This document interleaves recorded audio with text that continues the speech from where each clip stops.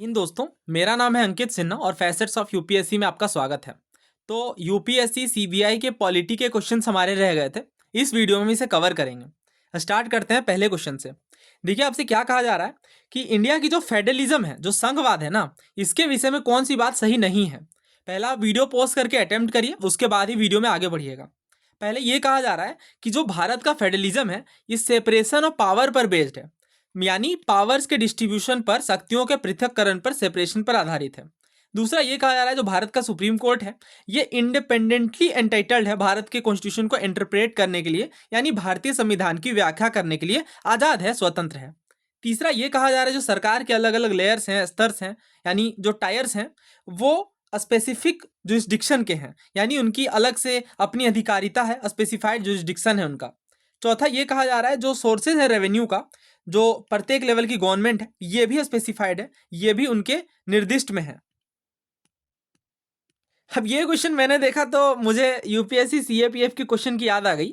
इसमें भी इन्होंने यही पूछा था कि कौन सा इंडियन फेडरलिज्म का फीचर नहीं है, ठीक है। और इसमें जो आंसर था वो अगेन यहाँ पे पहले इन्होंने कहा था कि कोर्ट हमारे कॉन्स्टिट्यूशन को इंटरप्रेट कर सकता है, जो सोर्स ऑफ रेवेन्यू रहेगा वो स्पेसिफाइड रहेगा, जो पावर रहेगा यूनियन और स्टेट का ये भी स्पेसिफाई रहेगा, और चौथा कह रहा मतलब ऑप्शंस को इंटरचेंज कर दिया। देखिए ध्यान से आप, हाँ, तो ये जो डी वाला ऑप्शन है ये इन्होंने ए बना दिया, जो बी वाला है उसे ए में कर दिया, मतलब इंटरचेंज किया गया ऑप्शन के साथ, और जरा भी क्वेश्चन में डिफरेंस नहीं है। आपके सामने दो शब्द हैं यहाँ पे, पहला है डिवीजन ऑफ पावर और दूसरा है separation of power. Division of power का मतलब ये है ना कि जो पावर है वो डिवाइड हो रही है, किसमें, सेंटर में, स्टेट में और लोकल लेवल में। तो ये हमारे संविधान में आपको पता होगा 12 स्केड्यूल्स हैं। इनमें से जो 7th स्केड्यूल है, इसमें सेंटर, स्टेट और इस तरीके से कंकरेंट लिस्ट में डिवीजन है हमारे पावर का। तो ये जो पावर डिवाइडेड है इसे कहते हैं division of power. Separation of power अलग वर्ड है। इसमें क्या है कि हमारे जो ब्रांचेज हैं, जैसे एग्जीक्यूटिव ब्रांच है, जुडिशरी की ब्रांच है, लेजिस्लेचर की ब्रांच है, ये जो गवर्नमेंट की ब्रांचेज हैं, ये इनमें पावर सेपरेट होता है, अलग होता है, ठीक है। दोनों वर्ड में डिफरेंस है।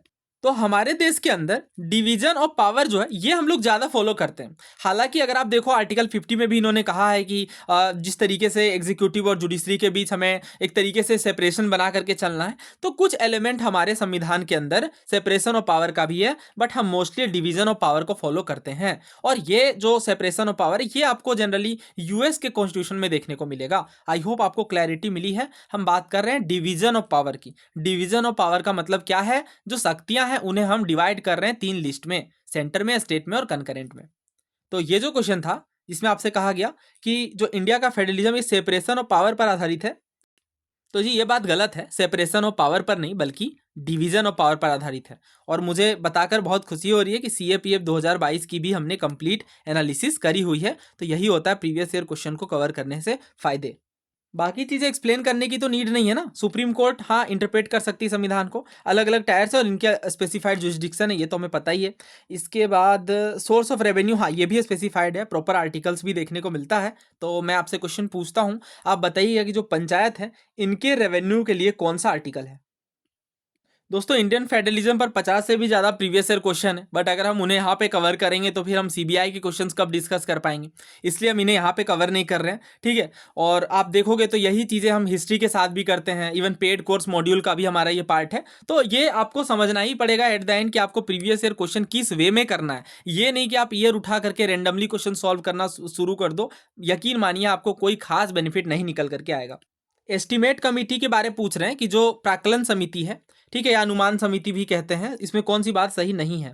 पहला कह रहे हैं कि 5 साल की जो है ये ऑफिस रहती है कमेटी की और इनका टर्म रहता है। दूसरा कहा जा रहा है कि जो कमेटी है ये अल्टरनेटिव पॉलिसीज को भी सजेस्ट करती है कि अगर ये नहीं तो कौन सी पॉलिसी हमें अपनानी है।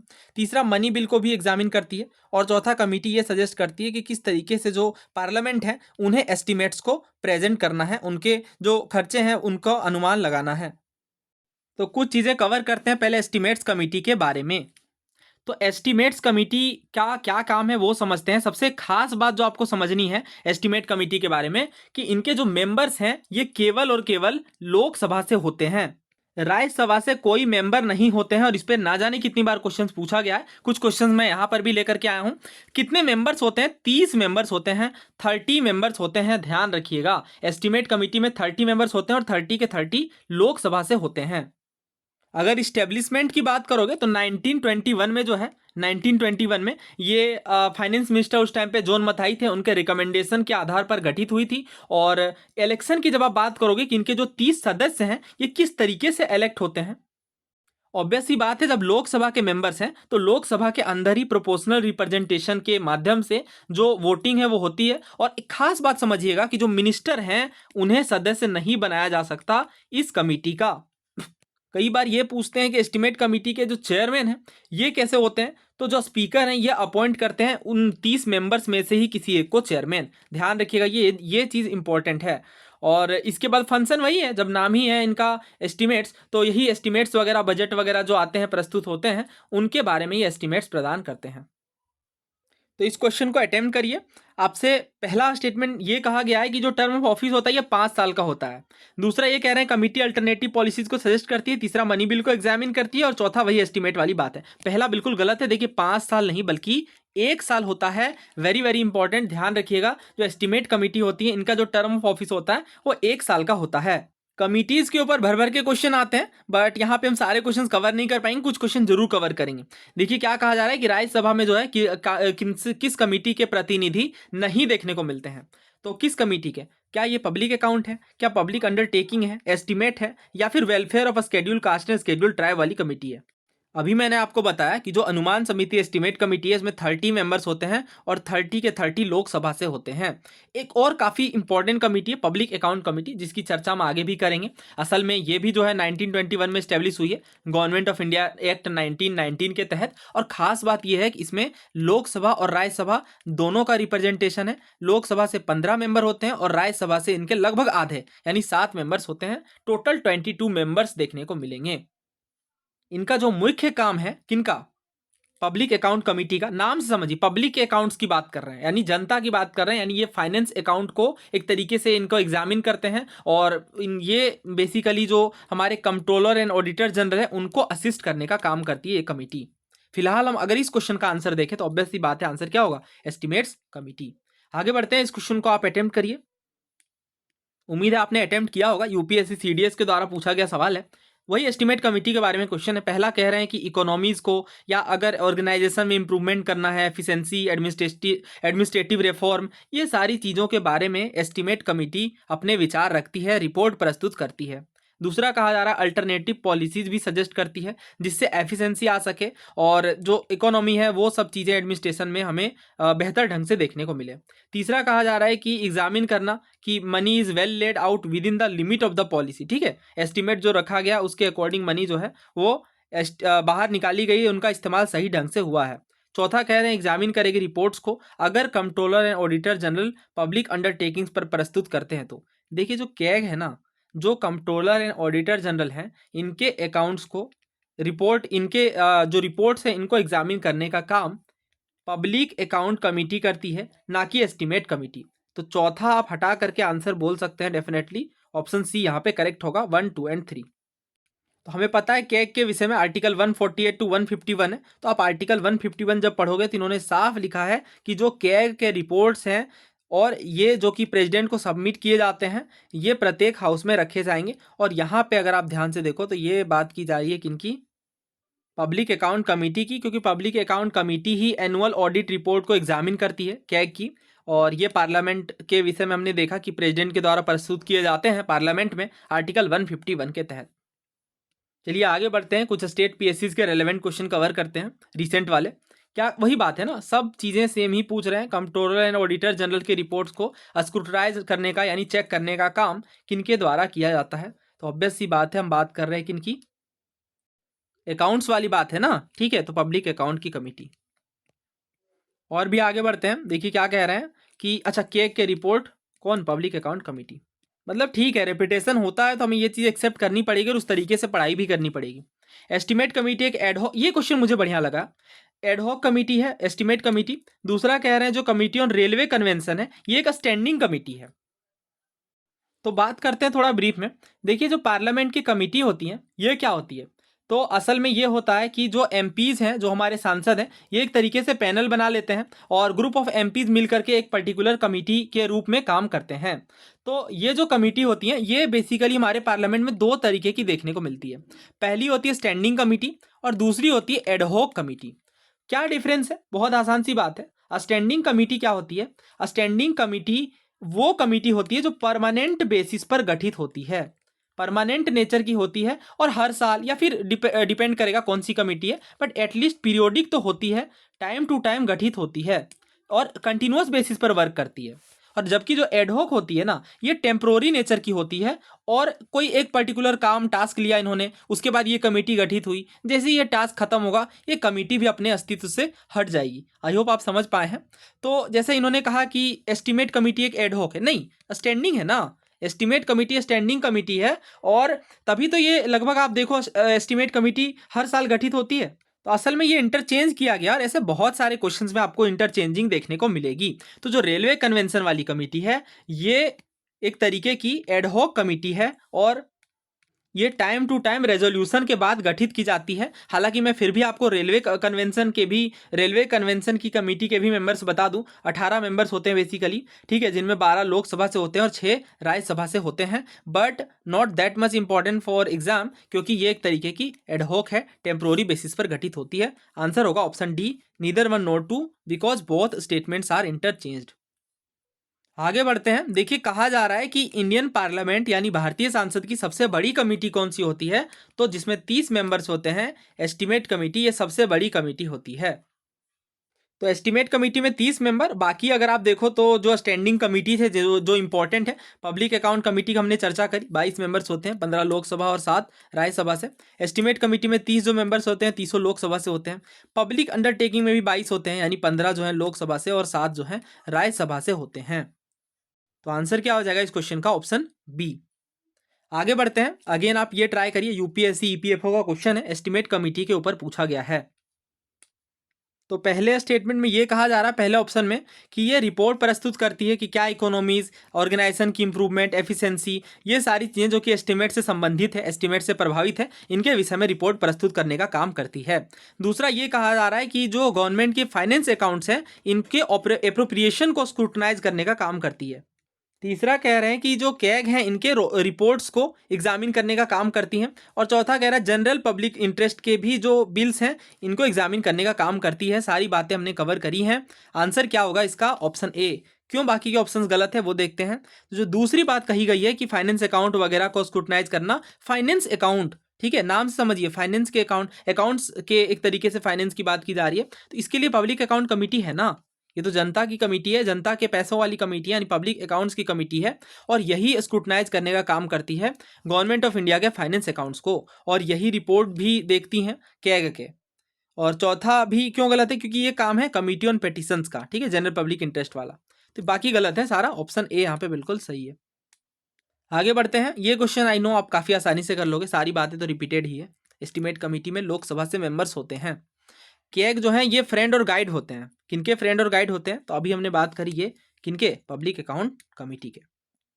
आगे बढ़ते हैं। लार्जेस्ट कमेटी पूछ रहे हैं ये, अच्छा, ये यूपीएससी सिविल सर्विसेज का क्वेश्चन है, ठीक है। तो आप देखो अभी इस तरीके का सेम क्वेश्चन हमने किन में कवर किया था? यूपीपीएससी में कवर किया था ना। तो स्टेट पीएससी में भी चीज़ें रिपीट करती हैं बहुत सारी। तो ये तो आसान क्वेश्चन है, ठीक है।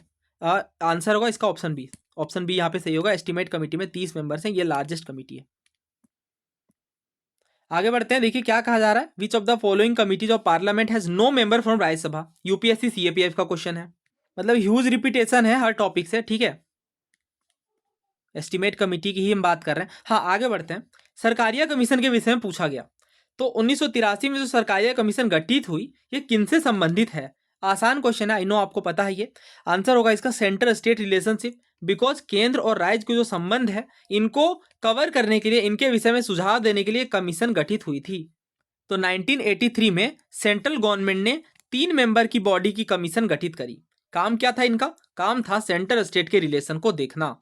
जो मिनिस्ट्री ऑफ होम अफेयर्स का नोटिफिकेशन है जो कि 1983 में आया, इसके तहत आर.एस. सरकारिया जो कि एक रिटायर्ड जज थे सुप्रीम कोर्ट के, इनके चेयरमैनशिप में ये गठित हुई। अदर मेंबर्स कौन थे? श्री बी शिवारमन जी थे और डॉक्टर एस.आर. सेन थे। कई बार स्टेट पीएससी में तो इनके मेंबर्स ही पूछ लेते हैं, ठीक है, बट यूपीएससी सिविल सर्विसेज में ऐसे मेंबर्स वाले क्वेश्चन नहीं पूछे जाएंगे। आगे कहा जा रहा है कि इनिशियली जो है 1 साल दिया गया टाइम कंप्लीट करने के लिए, यानी जो कमीशन है इसे अपने रिपोर्ट्स को सबमिट करने के लिए, बट फाइनली जो है ये 1988 में अपनी रिपोर्ट्स को प्रस्तुत करते हैं। क्या उद्देश्य रहा? उद्देश्य तो यही रहा कि एक तरीके से इन्वेस्टिगेट करें और क्या करंट सिनेरियो चल रहा है स्टेट और यूनियन के बीच, यानी राज्य और केंद्रों के बीच, क्योंकि पावर, फंक्शन, रिस्पॉन्सिबिलिटीज सभी चीज़ें सही तरीके से डिवीजन होनी चाहिए। क्या क्या रिकमेंडेशन आए? तो रिकमेंडेशन बहुत सारे आए, ठीक है, 247 रिकमेंडेशन आए, और जिनमें से अगर आप देखो तो 180 मान भी लिए गए, जो कि अपने आप में बहुत बड़ी बात है। और इस तरीके से जो इंटर स्टेट काउंसिल है ये सरकारिया कमीशन के ही रिकमेंडेशन पर गठित होती है। नाम ही है इंटर स्टेट, तो अंतर्राज्यीय परिषद, राज्यों से संबंधित सारी चीज़ें को देखने का काम करेगी ये काउंसिल। कुछ इंपॉर्टेंट रिकमेंडेशन अगर आप देखना चाहो तो वही सब बातें हैं कि प्रेसिडेंट रूल का केवल एक्सट्रीम सर्कमस्टेंसेज में ही यूज़ करना है, ठीक है, क्योंकि काफ़ी मिसयूज़ भी बढ़ गया था। और आर्टिकल 263 के तहत अगर आप देखो तो परमानेंट इंटरस्टेट काउंसिल इस्टेब्लिश की गई है। बहुत ज़्यादा पूछते हैं, बहुत ज़्यादा, ठीक है। अगर आप प्रीवियस ईयर क्वेश्चन अगर मैं सिर्फ दिखाऊं तो 20-25 सवाल तो ऐसे ही कवर हो जाएंगे। और भी कुछ चीज़ें ये आप पीडीएफ में पढ़ लेना आसानी से, ठीक है, मैं आपको पीडीएफ टेलीग्राम चैनल में प्रोवाइड कर दूंगा। तो इसके बाद हम आगे बढ़ते हैं, कुछ क्वेश्चन कवर करते हैं। रिसेंटली पूछा गया, राजस्थान एडमिनिस्ट्रेटिव सर्विसेज में पूछा गया कि किस कमीशन ने रिकमेंड करा इंटर स्टेट काउंसिल के गठन को? तो आंसर क्या होगा इसका? Option D. 1983 में आई, 1988 में रिपोर्ट प्रस्तुत करती है, और इसी के तहत 1990 में इंटर स्टेट काउंसिल गठित होती है। आगे कहा जा रहा है कि इस कमीशन ने गवर्नर पोस्ट के लिए एलिजिबिलिटी क्राइटेरिया और क्वालिफिकेशन को डिसाइड करा। तो ऑब्वियस सी बात है, ठीक है, गवर्नर वगैरह से एसोसिएटेड अगर आप देखो तो ये यूपीएससी का वैसे क्वेश्चन है, यूपीएससी 2022 में ईएसआईसी के पेपर में पूछा गया। सरकारिया कमीशन की हम बात कर रहे हैं। आगे बढ़ते हैं। हाँ, ये क्वेश्चन देखिए, यूपीएससी सीडीएस 2012 में पूछा गया है। आपसे पूछा गया है कि जो सरकारिया कमीशन है इनकी क्या रिकमेंडेशन नहीं रही गवर्नमेंट के गवर्नर के अपॉइंटमेंट से संबंधित। तो पहला यही कह रहे हैं कि वो जो है ये एक्टिव पॉलिटिक्स में पार्टिसिपेट किए नहीं होने चाहिए, जब वो गवर्नर के रूप में अपॉइंट कर रहे हैं तो एटलीस्ट कुछ समय तक तो नहीं। ये तो आप भी समझ सकते हो कि बायसनेस वगैरह की चीज़ें ना देखने को मिले, इस तरीके से रिकमेंडेशन दिए गए होंगे। आगे कहा जा रहा है सुप्रीम कोर्ट के चीफ जस्टिस को कंसल्ट किया जा सकता है प्रेसिडेंट के द्वारा गवर्नर के सिलेक्शन में। अगला कह रहे हैं कि जो गवर्नर का टर्म ऑफ ऑफिस है 5 साल का, ये डिस्टर्ब नहीं होना चाहिए अनलेस कि कोई एक्सेप्शनल सर्कमस्टेंसेस बने। और चौथा कह रहे हैं जो गवर्नर है ये उसी राज्य के नेटिव नहीं होने चाहिए जिस राज्य में वो गवर्नर बनाए जा रहे हैं। तो आंसर है इसका ऑप्शन बी। ऑप्शन बी मतलब तो ऐसा कोई प्रोविजन नहीं देखने को मिला, क्योंकि देखिए कॉन्स्टिट्यूशनल बातें हैं ना, तो इनमें कोई ज़्यादा सुझाव नहीं देखने को मिलेंगे। जैसे अगर आप आर्टिकल 156 के तहत देखोगे तो गवर्नर जो है स्टेट के, ये प्रेसिडेंट के द्वारा अपॉइंट किए जाएंगे by warrant under his hand and seal. तो इस कारण से इनमें रिकमेंडेशन खास तौर से चीफ जस्टिस की नहीं ली जाएगी, ऐसा कोई सरकारिया कमीशन के द्वारा रिकमेंडेशन नहीं दी गई। तो आंसर क्या होगा? Option B. बाकी के रिकमेंडेशन थे, ठीक है, जैसे गवर्नर जो है वो लेटेस्ट पॉलिटिक्स में ना भाग लिए हों, या गवर्नर का 5 साल का कार्यकाल जो है ये डिस्टर्ब ना किया जाए अनलेस कोई एक्सेप्शनल सर्कमस्टेंसेस हो, गवर्नर उस राज्य के नेटिव नहीं होने चाहिए, ये सब बातें शामिल थी। तो ये क्वेश्चन आई थिंक हमने कवर कर लिया सरकारी कमीशन का। अच्छा, ये क्वेश्चन अगर आप देखो तो सरकारी कमीशन पूछ रहे हैं कि किस एरिया से संबंधित है, मतलब सारी चीज़ें रिपीटेड है यहाँ पे। आगे देखिए, अच्छा सेम क्वेश्चन है तो बहुत ज़्यादा रिपीटेशन है, ठीक है। मेजर टास्क क्या रहा, तो मतलब दिख रहा है, अब तो आप समझ ही गए होंगे क्या पूछना चाह रही है। आगे बढ़ते हैं। इंटर स्टेट काउंसिल 1990 में सेटअप, अच्छा ये यूपीएससी सीडीएस का क्वेश्चन है, ठीक है। तो सीडीएस एस्पिरेंट को इन सब कमीशंस को अच्छे से प्रिपेयर करके जाना है, और ये सब हमने कवर भी करा है कई बारी। आंसर क्या है इसका? Option A, Sarkaria commission. जैसे आप देखो, आप ये क्वेश्चन देखो, ये यूपीएससी सिविल सर्विसेज 2019 का क्वेश्चन है, ठीक है। और इस क्वेश्चन को ध्यान से देखिए, ये वाला क्वेश्चन कौन सा था अभी सीडीएस वाला? हाँ, ये वाला देखिए। अब इस वाले क्वेश्चन में हमने बहुत सारी बातें समझी कि गवर्नर उस राज्य के नहीं होने चाहिए, ऐसी रिकमेंडेशन दी गई, और एक्टिव पॉलिटिक्स में ना भाग लिए हों, कुछ खास तौर से बातें हैं जिनसे इनके पद की गरिमा को बनाया रखा जा सके। अब इसके स्टेटमेंट ध्यान से पढ़िए। देखिए, कहा जा रहा है कि किसने क्या सजेस्ट करा कि गवर्नर जो है ये एक एमिनेंट पर्सन होने चाहिए, खास पर्सन होने चाहिए स्टेट से बाहर के, और ये डिटेच्ड फिगर होने चाहिए, मतलब इनका कोई खास पॉलिटिकल लिंकेज नहीं होना चाहिए, और ये रिसेंट पास्ट में भी पॉलिटिक्स में भाग नहीं लिए हों, ऐसा कहा जा रहा है। तो मतलब आप समझ पा रहे हैं कि सीडीएस का क्वेश्चन है ना, सीडीएस में भी तो यही बात पूछी गई। तो आंसर क्या होगा? सरकारिया कमीशन। और ये सिविल सर्विसेज में रिपीट कर रहे हैं 2019 में आकर के। ये पॉलिटी के साथ नहीं है। आपने अगर अगर आप इस चैनल के रेगुलर व्यूवर हैं तो आपने देखा होगा, ज्योग्राफी में भी हमने यही चीज़ें करी हैं, हिस्ट्री में भी हम इसी तरीके से, इवन पेड मॉड्यूल में भी हम यही चीज़ें कवर कर रहे हैं। इस तरीके से टॉपिक वाइज इंटरलिंकेज बना करके चल रहे हैं। तो ये सही तरीका है और इस तरीके से हमें पढ़ना होगा। आगे देखिए, और ऐसे इसी पेपर का क्वेश्चन है जिसका हम डिस्कशन कर रहे हैं। इंटर स्टेट काउंसिल के बारे में आपको करेक्ट स्टेटमेंट पूछा गया था, तो मतलब सरकारी कमीशन भी पूछ लिया गया और इंटर स्टेट काउंसिल भी पूछ ली गई। पहला ये कह रहे हैं कि जो स्टेट्स के डिस्प्यूट्स होते हैं, यानी जो विवाद होते हैं स्टेट्स के बीच, इसे इंक्वायर करने का काम करेगी। और दूसरा कहा जा रहा है कि ये जिनमें यूनियन इन्वॉल्व है उनके इन्वेस्टिगेशन नहीं कर सकती। तो बहुत आसान क्वेश्चन है ये।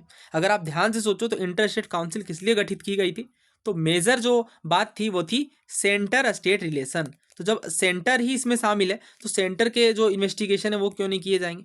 आंसर क्या होगा, ऑप्शन ए, वन ओनली, क्योंकि स्टेट्स के बीच के तो डिस्प्यूट्स को इंक्वायर करेगी ही। इसके अलावा जिनमें सेंटर यानी यूनियन इन्वॉल्व है उनकी भी इन्वेस्टिगेशन डेफिनेटली कर सकती है। थोड़ा ब्रीफ में हम समझ लेते हैं अंतर्राज्यीय परिषद को, इंटर स्टेट काउंसिल को। तो आर्टिकल 263 में है इंटर स्टेट काउंसिल की इस्टेब्लिशमेंट। और हमें पता है ये सेंटर और स्टेट और स्टेट्स के बीच, एक तो देखिए दो स्टेट शामिल हों, ए और बी, इनके बीच के अगर कोई डिस्प्यूट है तो, या इसके अलावा मान लीजिए सेंटर वर्सेस स्टेट ए, अगर ये भी है तो भी आप देखोगे कि दोनों ही केस में इंटर स्टेट काउंसिल कंटेम्पलेट कर सकती है और अपने एक तरीके से आप बोलो वर्क करेगी इस क्षेत्र में भी। प्रेसिडेंट जो है ये स्टेब्लिश करेंगे इस काउंसिल को किसी भी समय। खास बात देखिएगा यहाँ पे, एनी टाइम ये स्टेब्लिश कर सकते हैं और जब भी इन्हें लगे कि हाँ ये पब्लिक इंटरेस्ट के हित में रहेगा तो इस तरीके से ये इंटर स्टेट काउंसिल को गठित कर सकते हैं। और भी बातें समझते हैं। तो वही बातें हैं कि हाँ स्टेट्स के बीच अगर कोई किसी तरीके का डिस्प्यूट आता है तो इसे इंक्वायर करने का काम करेगी, उस पर सलाह देगी। इसके बाद जिनमें अगर स्टेट्स या सेंटर हों या फिर स्टेट्स का कोई कॉमन इंटरेस्ट हो तो इन चीज़ों में भी इन्वेस्टिगेशन करेगी। और किसी भी सब्जेक्ट में जिनसे बेटर कोऑर्डिनेशन हो सके और बेटर राज्यों के बीच में संबंध स्थापित हो सकें, उन चीज़ों में ये सुझाव देगी। इंटर स्टेट काउंसिल के चेयरमैन की जब आप बात करोगे तो प्राइम मिनिस्टर रहेंगे और यहाँ पे सीएम भी शामिल है, चीफ मिनिस्टर्स भी शामिल है, इवन यूटीज़ के भी चीफ मिनिस्टर शामिल है, ध्यान रखिएगा। 6 सेंट्रल कैबिनेट मिनिस्टर भी होते हैं। तो ये सब कुछ बातें, अच्छा गवर्नर भी शामिल होते हैं और गवर्नर के ही जो आप देखो यूनियन टेरिटरीज में जो एडमिनिस्ट्रेटर होते हैं वो भी पार्ट होते हैं इंटर स्टेट काउंसिल का।